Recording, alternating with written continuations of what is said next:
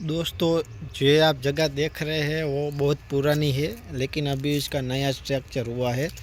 मतलब कि ये जगह है जो यहाँ पे माता जी है, वो सिंध कराची जो अपना पाकिस्तान साइड से आए थे यहाँ के माता जी। और यहाँ से यहाँ पे कई सारे वो है, खंभा है। हमारे गुजरात में इसको खांभी बोलते हैं गुजरात में।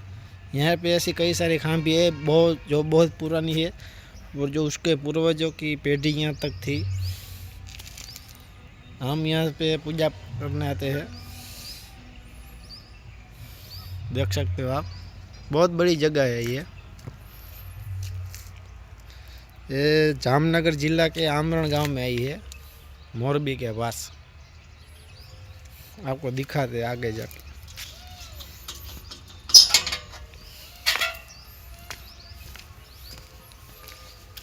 देख सकते हैं आप, ये कुंड है, इसके नीचे बहुत पुराना कुंड है, देख सकते हो। ये खांभी बहुत पुरानी है, ये देखो, ये अंदर तक भी है। ये जब यहाँ मिट्टी का खोदकाम हो रहा था ये जगह के लिए, तब ये सब निकली है। और आप ये भी देख सकते हो, ये बहुत जगह पुरानी है। और इस तरफ तो बहुत पुरानी खांभियाँ है, देख सकते हैं आप, बहुत पुरानी खांभियाँ है। जय हिंद दोस्तों, हैप्पी न्यू ईयर।